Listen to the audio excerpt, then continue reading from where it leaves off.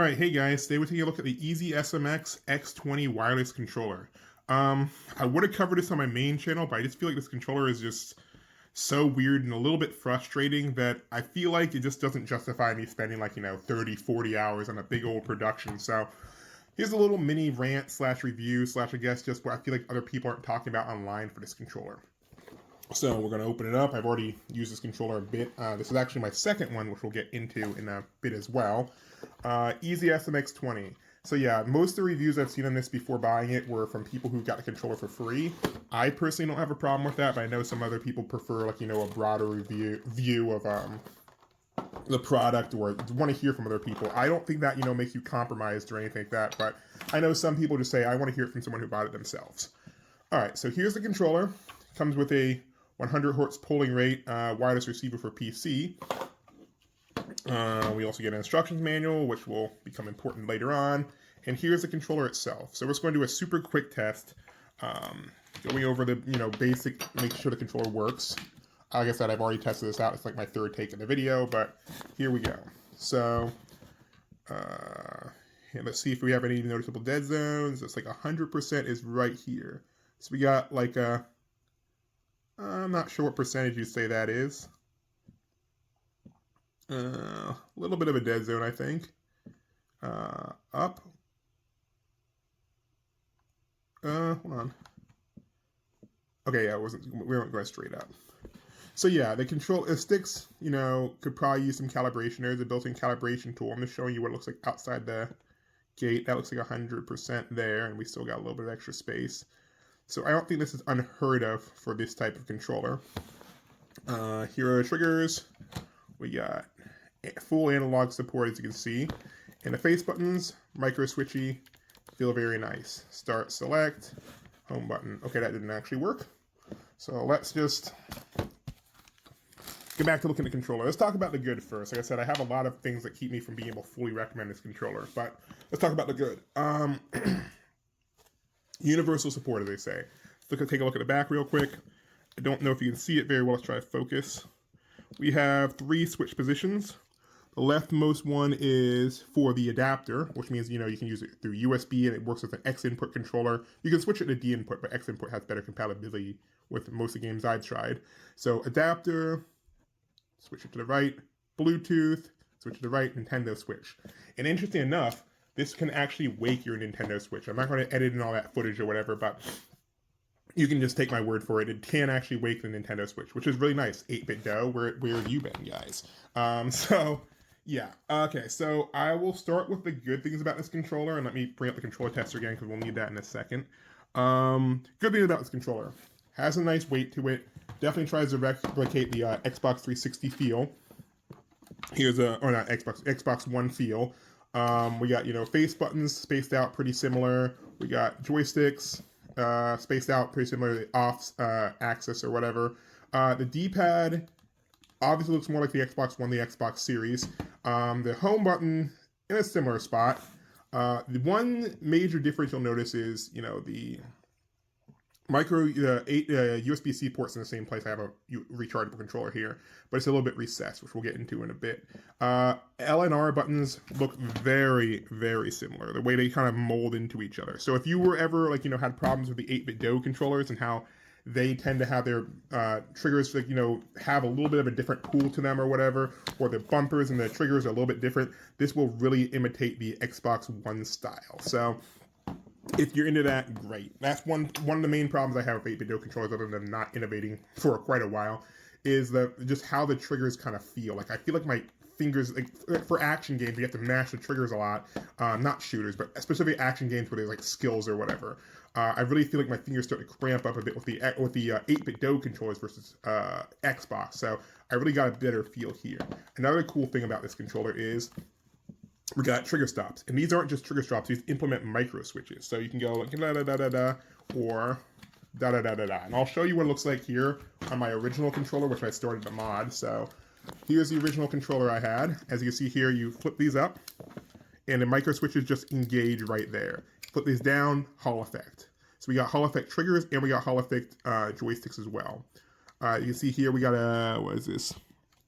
1000 milliamp hour battery, and we got micro switches everywhere. So again, I'll talk about what happened to this controller a little bit more in the video when we get to the bad things, but it is nice that you basically, your trigger stops don't just stop your trigger from moving, because with a lot of controllers, your trigger stops, or if you get upgrade one of these controllers, it just kind of stops the trigger here, so it just kind of bounces back. You get a little bit more pull than you probably want. It doesn't feel great to just have your trigger stop, but having it go to the micro switches gets a nice crisp feel, and you slide these up, there's no like margin for error, it's just like instant. It feels nice and clicky, almost like a mouse. In the front, and as you can see here, I've actually taken these joysticks out. We'll talk about that in a bit too. Micro switches everywhere, including the left and right shoulder buttons. I think they actually feel way better than the Xbox. So listen to this. The kind of dull switch feeling, and then micro switch, nice and clicky.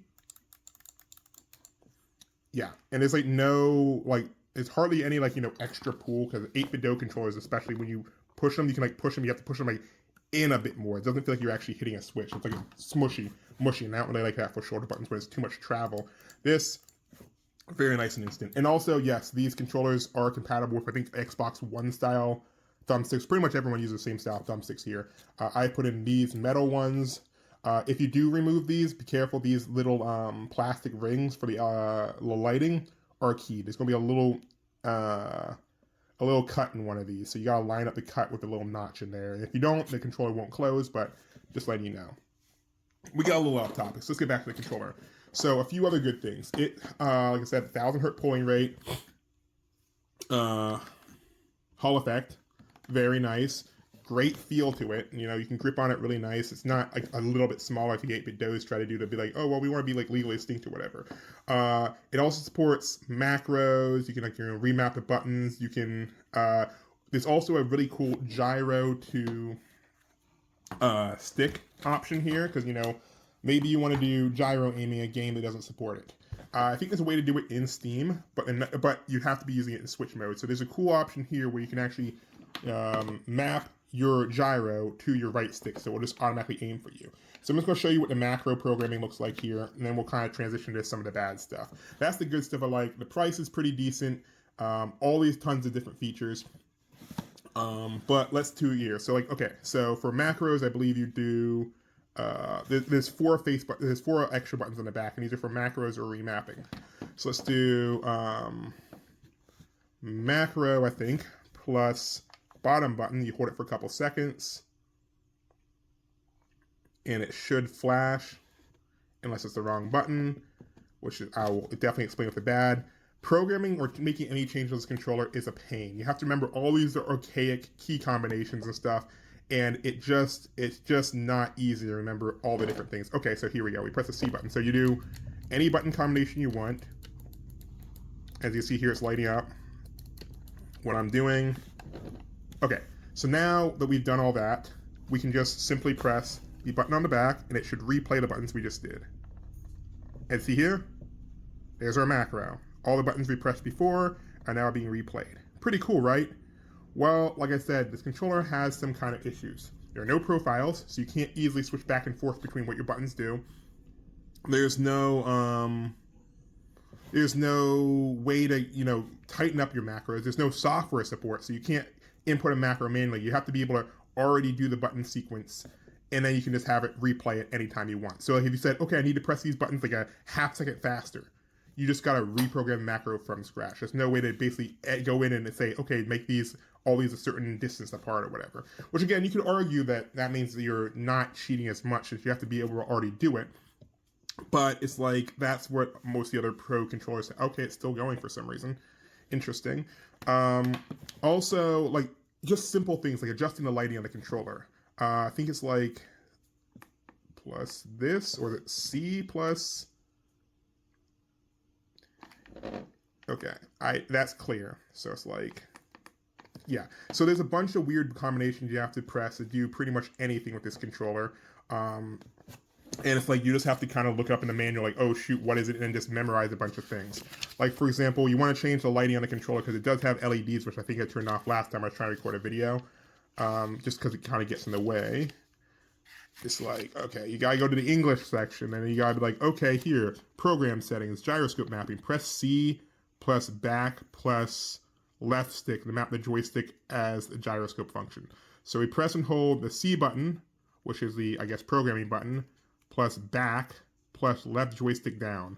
That seems like it's just such a weird thing. Why can't it just be like C plus left stick? So let's try this. Plug in the controller. And then, okay, C, back, left stick. Okay. So now my controller's pink. Okay. So let's try that. And like I said, it has, RGB, but you can't save your controller settings. You can't, cycle through them much easier. You just gotta press these archaic button combinations. So C, back. Okay, so back I think is what I mean by select. So see, C, select, and then left joystick to map it as the left joystick. So, but we want it right joystick because that's for aiming. So C, back, and right joystick. Okay, so C, back, right joystick. There we go. So now as you can see here, aim up, aim down, aim left, aim right. But can you see just how wobbly this is? Put the controller down. Good. Tilt it slightly up. It's usable, but it's just not that fine-tunable. And it's like saying, okay, well, maybe we can, tighten up the gyro, and you see, oh, there's no option to calibrate it. There's no option, there's no option to, change the sensitivity or anything like that. It's a neat feature, but it's just not great. Just like what they say with the macro mapping. Okay, let's just see back, turn this off. Okay, so now it's off. So like I said, it has a lot of advanced features. It's a pain to use. You want to adjust the lighting, you have to remember the button combination for lighting. Like one of these is change the brightness. It's like C plus double tap is change the brightness. And then like C plus tap right stick is change the colors. And it's like, if you just had any software support at all, this would be a cool feature. But because, or the, a more convenient way to change these things, and maybe have a separate button. But aside from that, you're saying, okay, I just want to use this as a normal controller. I don't care about any of these advanced features. I don't care about, changing my lighting or macros or whatever. Then I think this is actually still a pretty good option. But here are the kind of universal problems for non-advanced use. I'm going to have to turn this off. This is actually really distracting for the video. Oops. Okay, like I said, just cycling through all the options is just a pain. Okay, so next up, you're just using this as a normal controller. You don't care about gyro, you don't care about mapping, you don't care about macros. How does it feel as a normal controller? Well, the D-pad is kind of weird. Let's take a look at this. See, D-pad down, left, up, right. All the D-pad buttons work, but because of how they're set up with micro switches, they have micro switches, and under it they have like the little silicone, like rubber things that you normally have. So it feels better than normal micro switches probably, but at the same time, it just kind of feels, imprecise isn't the right word. It kind of feels hard to, I guess, kind of transition. It looks like it should be right, but it just feels a little off. It's not as bad as like, some other controllers I've seen with just absolutely terrible D-pads. It is very responsive. It just doesn't feel as easy to kind of, I guess, transition between like, cardinal directions or like, have in between directions as some other things. So for me personally, not great, but works more than good enough for like menus and stuff. What was I going to say? Oh yeah, so if you're using this as a normal controller, one of the first things you may notice is if you start trying to play a game, you need to pause real quick, like an action game or whatever, you're like, okay, muscle memory tells me I press to the left of the X button. Most controllers have the start button somewhere around here, select button somewhere around here, because it's really convenient for you to reach.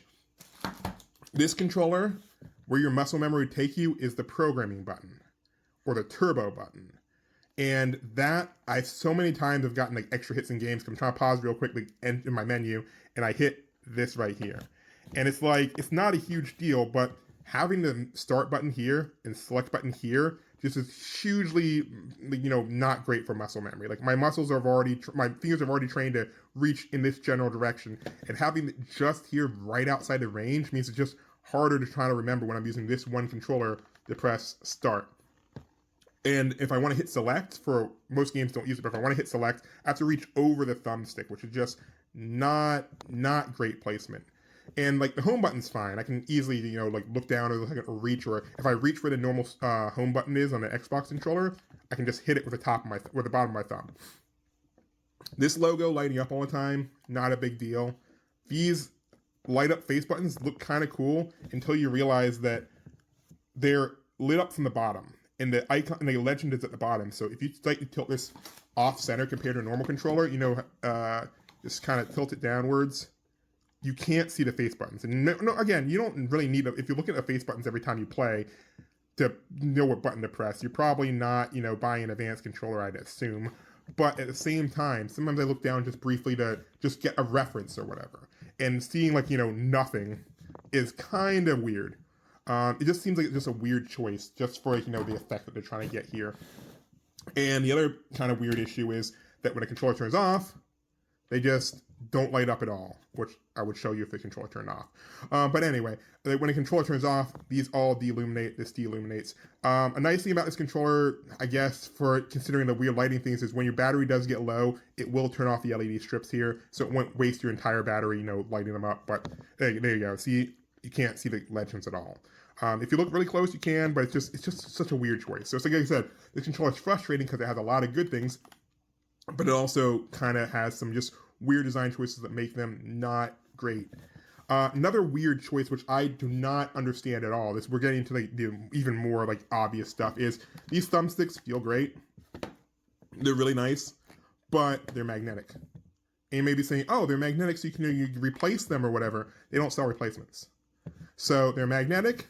They have decently strong magnets. If you're just doing normal gameplay, you won't flick them off or whatever. But what I have done sometimes is pull this out of my bag, comes right off.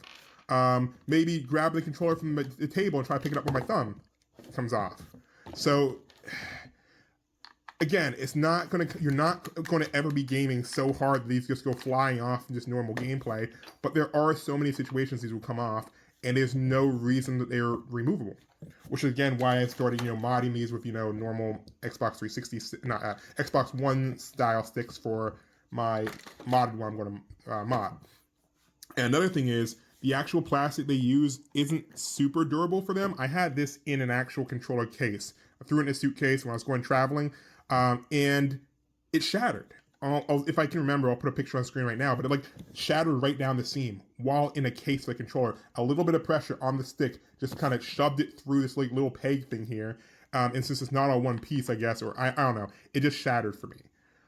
So like I said, I know how the controllers work, so I said, hey, EasySMX, can you send me a replacement just thumbstick? Just so I could also find out if they sell these replacement things. And they were nice enough to say, hey, it's going to be more expensive to ship the thumbstick, so we'll send you an entire new controller. And that's what this is. So props on EasySMX for, the excellent customer service in that instance. But at the same time, I wish we could just have normal thumbsticks. But again, luckily, they're easy enough to replace. So the last thing is kind of a weird note, but I've used this controller for maybe 30 minutes while, recording this video 3 different times. And one thing you'll kind of notice is this kind of weird texturing up here. It's it's a kind of stipple texture, but most controllers don't really have grips up here. So it seems like a kind of weird choice.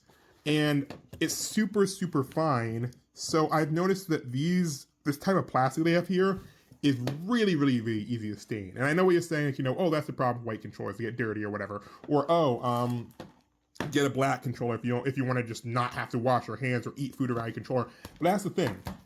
For whatever reason, this color is really, really, really hard.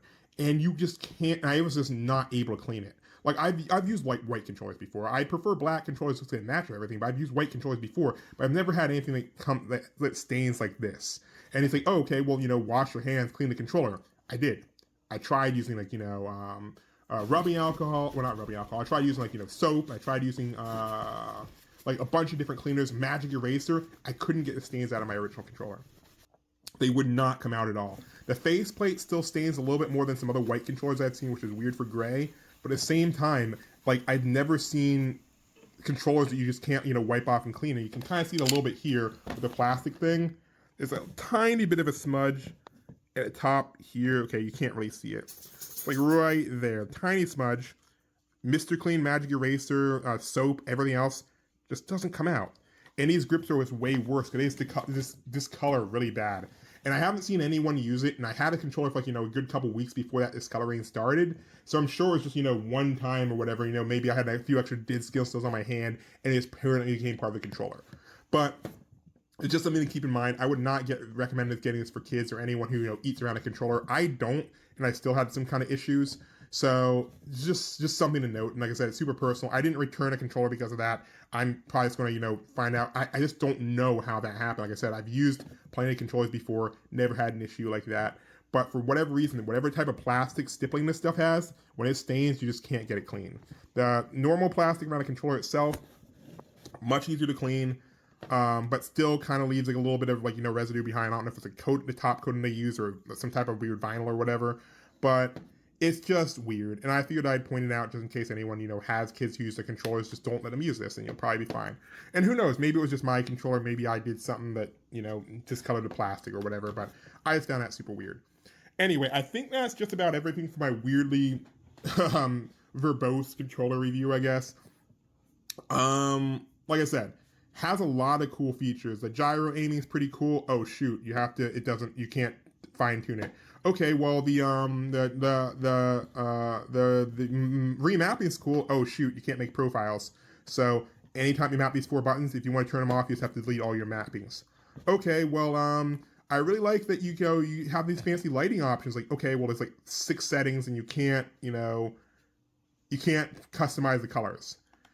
Okay, well macros are pretty neat. You can't have macros per games or even profiles. So it's just in this weird state where it does a lot of really cool things. It definitely punches above its weight range, and it's definitely better than a lot of the 8BitDo options in some ways. But in other ways, it's not. Like, you want firmware updates, you gotta go on their blog, and you gotta download some sketchy exe file from Google Drive, and then hope you don't get infected by a virus, and then it's not signed by Microsoft, and then you update your controller, and then, well, when do you notice in a new update that might fix something? You don't. You just gotta check on their blog again. So it's just really, really weird.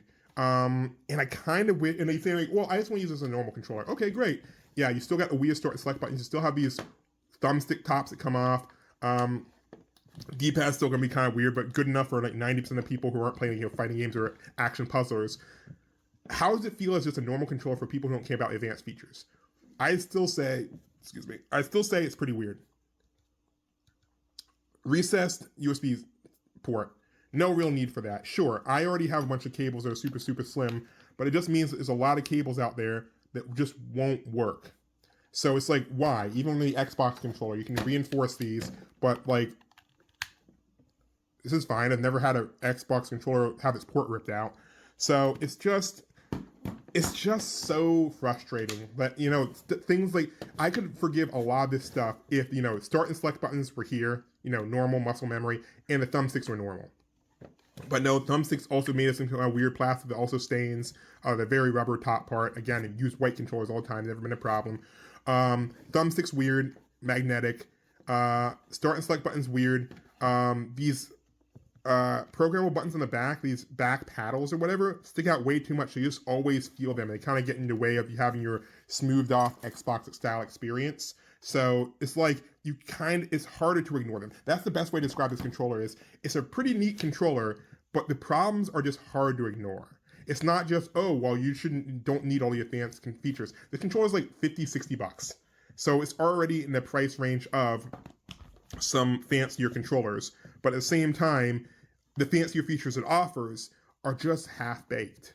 And again, there is still a lot to love. The fact that, it comes with a 1000 hertz polling rate, and it has great performance, and it can do USB, and you can do Bluetooth, it can wait the switch, all great. But then it's like when you start using these advanced features, they just start realizing, oh, let me check the manual to see how to adjust my brightness. Oh, the gyro aiming is pretty neat, but it's just so gimmicky, and you can't adjust it, you can't tighten it up, and it's a compromise experience. It's a really neat controller. This is their flagship product, and it's just so compromised that I feel like, honestly, they should have taken out half these advanced features. Gyro aiming's a neat thing, but if you're not going to let us actually customize it and make it usable in the game without tweaking in-game settings, don't include it. Well, we need it for Switch support. Okay, you could have shaved off like a couple bucks. These backlit face buttons, I don't think this adds to the experience. It just looks kind of weird, and it just means that your back control uses up slightly more battery life. Take that out. Save a couple extra cents. Removable magnetic thumbsticks. They're not height adjustable, so what's the point? Remove this. Save an extra couple cents. It's like a lot of the advanced features that they just cut them out. The controller will be cheaper and better, in my opinion.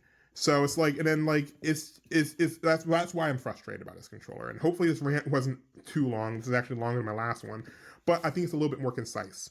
If they had just removed a lot of these advanced features and just made a really solid, you know, slightly above average controller, it would be better and cheaper. So I am super looking forward to what they do next. Hopefully they take some of the, well, nobody else is criticizing controller in my way, so maybe it's just me being a little bit too, oh, I have to have everything my way or whatever. But I think that honestly, if they can make like, a light version of this with a lot of the same, like, nice features and stuff, but just like, move the mapping button to the back or whatever, or make a separate lighting like switch, or I don't know. I feel like their X15 or X10 controllers that move these two buttons down here so you can get a cleaner experience. Move the advanced stuff out of the way of the normal users, and you'll have a really solid, normal controller. Don't put all these advanced things in our face. Don't put a lighting in our face. Don't put like, the magnetic stuff in our face if you're not going to make it convenient to use. And that's where I'll end this here. It's already 25 minutes, geez. This is a controller that's trying to be something it's not. And because of that, if it just was itself, I guess is a weird way of saying it, then it would be a really solid option. I would have given you like, the full multi-hour, like, editing experience thing. But as it is now, it's just a pretty good controller that's a good deal on sale. So you can, if you find this on $40, go look up some other YouTubers' reviews, get their coupon code, drop this down to like 35. It's a really solid option. Completely kills 8-bit DOS options for that price range. But at the same time, you want to tweak anything, you want to tweak dead zones, you want to tweak like, anything else on the controller, you're gonna have to work for it. So that's where it goes. And like I said, I don't think everything should always require an app, but just make the controller easier to use for advanced users, or don't target advanced users. I'd be perfectly fine if this is a Switch controller. If you just like, made it the same way it was before, micro switches. All I really wanted for my controller was micro switches and Hall effect. Micro switches for the trigger, this is great. Hall effect for the joysticks, this is great. Everything else I could do without. Drop down the price, remove some of the extra annoying stuff, because like I said, you just can't look past it. So I'm going to end it here. I'm probably going to forget to do any editing, so sorry about that. But if you want to get this controller, like I said, if this stuff I said did not dissuade you, go ahead and get the controller. Some of these issues might have been just completely just me. Like I said, D-pad still works, joysticks still work, everything still works. It's just frustrating. So if those frustrations don't sound like a problem to you, or you get it on sale, it's still a great controller overall. But I just can't fully recommend it, knowing just how ambitious it was is commemorable, but also how some of those ambitious things took away from the experience. You want to punch above your weight and offer features that are half-baked, fine, just don't put them in my way. Don't let it get in the way of using the controller normally. And that's where I feel like this controller falls short. So I will leave a link in the description, referral link, I guess, just so I can, afford more controllers. I don't use referral links so they send me free stuff. I think that's when it starts getting kind of weird. But referral link, I don't get any money from the people. I get money from Amazon. So if you want to buy this controller, find me, try out more weird controllers on Amazon. I will absolutely do that. EasySMX, please make a 25 or 18 or whatever that, does what I asked for. I think that would be a great middle ground option, and you'll actually have some competition. So, yeah, hopefully you guys enjoyed this video. If you have any questions, I don't really read comments here, sorry. But anyway, hopefully you enjoyed this video. See y'all later. Bye.